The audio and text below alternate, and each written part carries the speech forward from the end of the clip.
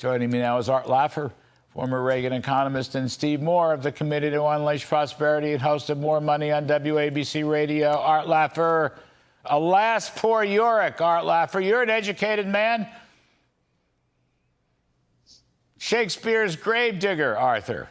That's what Bidenomics is akin to. Shakespeare's gravedigger. Remember, alas, poor Yorick? Maybe not. I don't know. Maybe I do. Oh, okay, good. I felt he badly. held the skull in his hands, Larry. That's right. Okay. I don't know if we have a picture of him holding the skull, but Shakespeare was a fantastic. All right.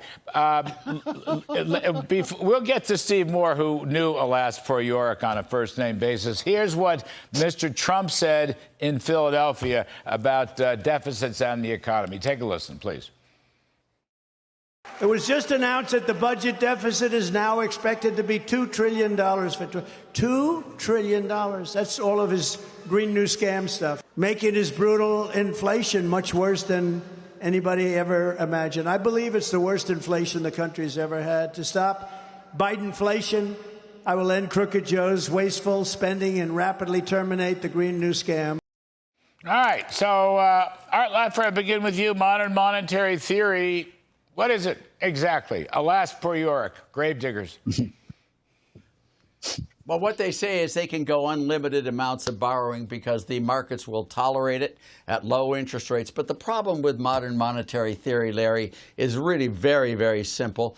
You know, if you borrow at 2% and use the money to create economic growth and have yields of 5%, you should borrow a lot. You're making profits and you're creating a better country like we did with Reagan, Larry.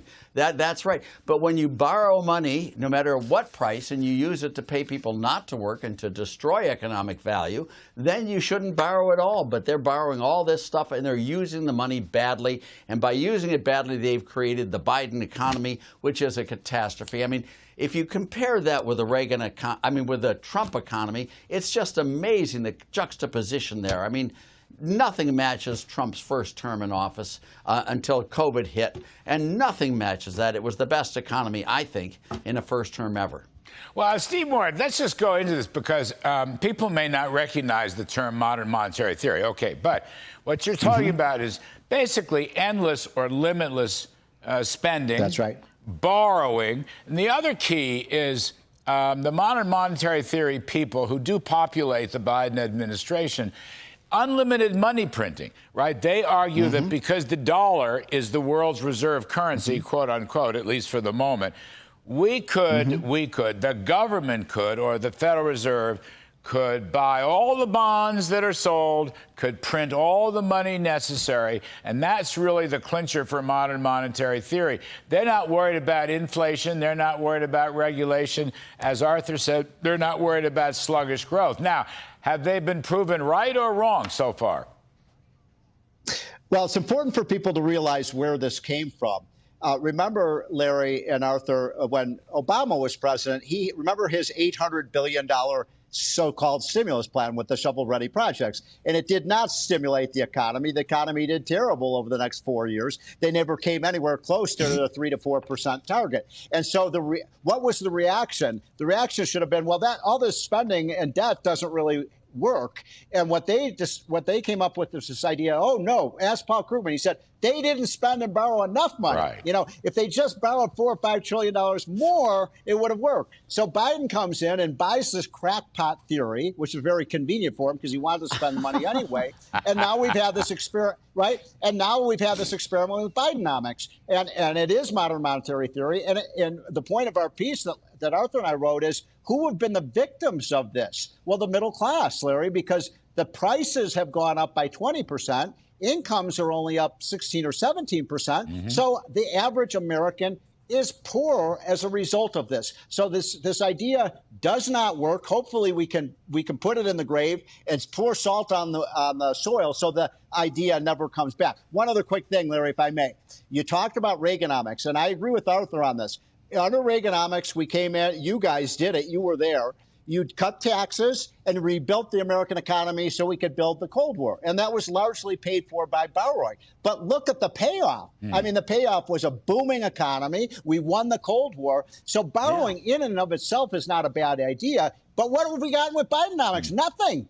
No, I agree. By the way, real defense spending under Bidenomics is shrinking at the worst possible time. You mentioned the graveyard. That's why I brought out Shakespeare's Hamlet's The Grave Digger, because I think this is grave digging type stuff. All right, Laffer, the other thing, too, besides the kitchen table lack of affordability that Steve Moore just mentioned, that we talk about all the time, the other thing is the Bidens will want to tax wealth heavily. And unfortunately, the Supreme Court, in its decision last week, opened the door to a wealth tax and perhaps to an unrealized tax on capital gains, which is another confiscation of wealth. Now, I think both of those would be very harmful to the economy. I don't want to tax wealth.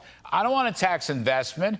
I might want to tax consumption up to a point, but investment, I mean, that creates real wages. That creates productivity. That creates advanced technologies. In fact, Arthur, I don't want to tax the capital gains at all, period. End of sentence. What do you think?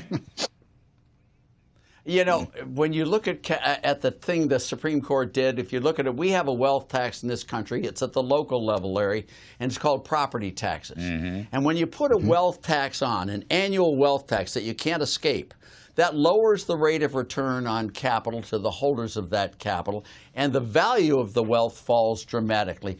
What you will see with a wealth tax is not only do you pay the tax, that's bad enough, but what you pay is what they collect. But what happens is the value of the wealth itself goes down by a huge amount.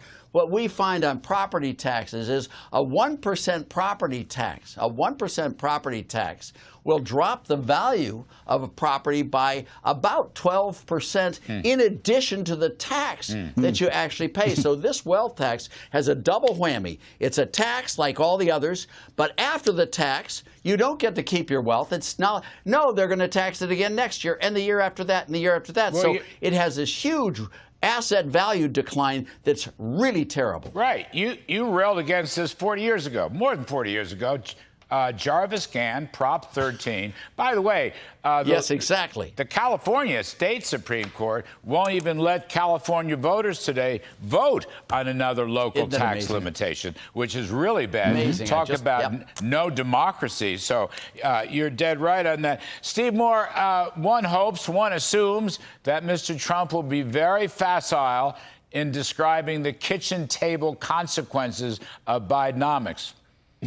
At the debate, rather, at the CNN presidential debate. I mean, Trump knows this stuff cold, right? Now, as Aisha Hasni reported earlier, Biden's got 16 advisors at Camp David. You know, quantity doesn't produce quality, as I think you know. So give me a for instance. I could see Trump pounding away on kitchen table stuff. Well, I'll give you one that Arthur and I have talked to Trump about, which is under Trump, real median family income rose by about $6,000. I think you've used this example yourself, Larry. Under Biden, according to the latest data that just came out, the average family has lost $2,100. Now, if my math is right, that's an $8,000 swing. And I'm not talking about rich people. I'm talking about people at the very top of the income scale. By the way, we also have one other wealth tax that I think is the most immoral of all, which is the death tax, something Arthur has written a lot about. Yes, it is. And that tax, it's just confiscatory. It doesn't even raise any money. We get 0.5% of our revenues from this stupid tax. All it does is employ, tax accountants and lawyers and attorneys. Let's get rid of all these.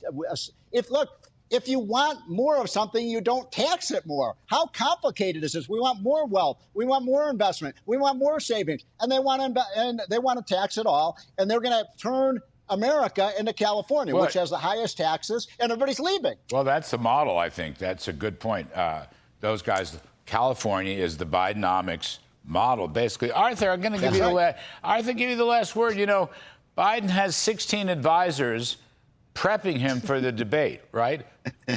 What if all 16 are wrong, Art? I mean, what if they give him really bad advice? Imagine that, huh? Well, imagine that. Isn't that just a shocking thought, I mean, Larry? 16, no, but let me, if I can wrong. say, you guys are incorrect about California, by the way. You know, Bidenomics is Illinois. California at least has Prop 13, the one breathing hole, if you will, that keeps California from being West Virginia. 16 people is a wrong thing for them to do on strategy. Just basically, you don't want to overwhelm the guy. You don't want to push so many ideas on him that he can't keep it straight. He gets confused, and he gets confused quite naturally. So if I were the Biden team, I would not have 16 advisors yelling at him nonstop.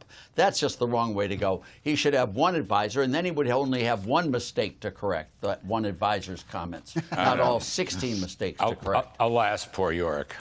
Alas, poor York. That was the great. I'll tell him what you say. Art Laffer and Steve Moore and William Shakespeare, thank you ever so much. All right, folks.